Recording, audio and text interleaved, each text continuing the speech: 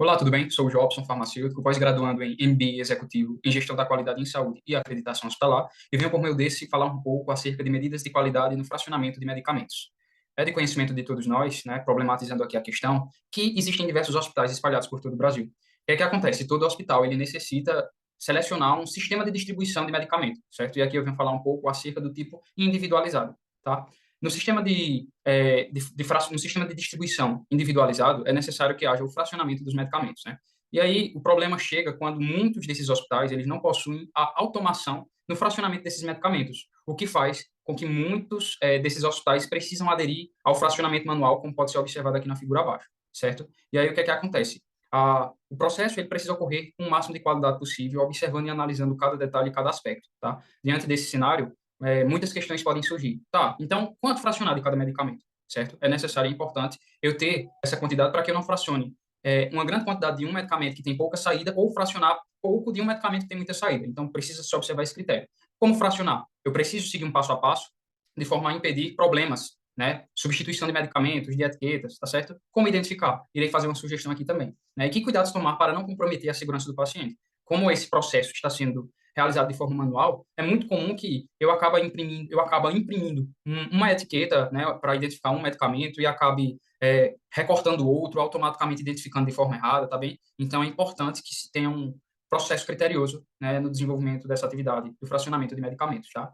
E aí, para executar esse procedimento dentro da instituição hospitalar, esse processo ele vai ocorrer ali dentro da CAF, que é a Central de Abastecimento Farmacêutico, vai estar ali coordenado, né, gerenciado pelo farmacêutico, né? E aí terá os auxiliares de farmácia que estarão propriamente dito realizando esta atividade, tá bem? Qual seria o primeiro passo? Inicialmente a gente chega numa CAF, por exemplo, né? Nós temos ali os medicamentos acondicionados nos seus devidos lugares, tem o seu espaço físico correto, e em cada local ele vai ter ali uma identificação, tá?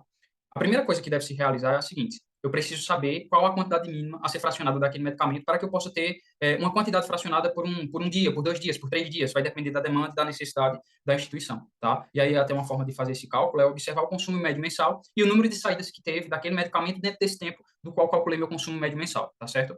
E aí eu consigo ter uma quantidade mínima. E aí eu pego essa informação e coloco ao lado daquele medicamento, né? Ao lado daquela identificação do medicamento lá na prateleira, por exemplo, tá certo? Porque aí quando o auxiliar de farmácia ele for pesquisar o que é que ele precisa fracionar, ele já sabe que vai necessitar apenas fracionar o quantitativo que está faltando, né, para completar aquela quantidade que está identificada ao lado da denominação como brasileira daquele medicamento, tá certo?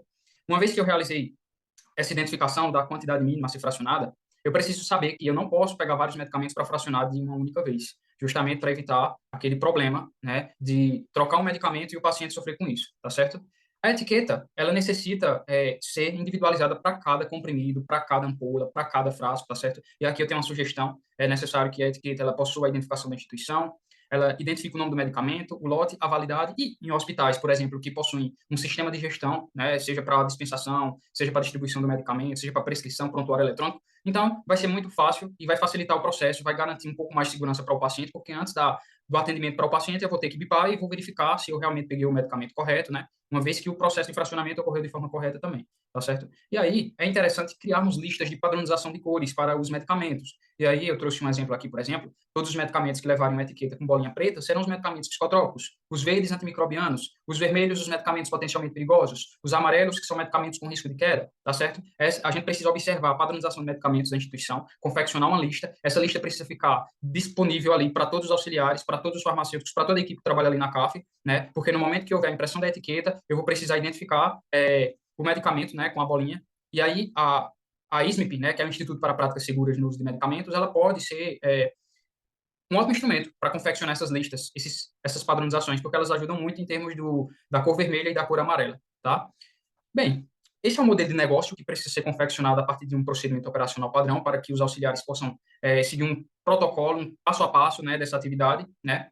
E isso pode ser aplicado em diversas instituições hospitalares que não possuem a automatização, por exemplo, né? Quando a instituição ela trabalha com a qualidade, nesse ponto, por exemplo, juntamente com todos os outros processos de qualidade que já estão sendo investidos dentro do hospital, isso vai alavancar, né, o desenvolvimento dessa instituição. Automaticamente, a segurança do paciente ela é reforçada, tá bem? E, consequentemente, dentro da concorrência que existe, a instituição hospitalar só tem a ganhar, porque está fortalecendo aí mais um dos setores da sua instituição, tá certo? Eu gostaria de agradecer a atenção.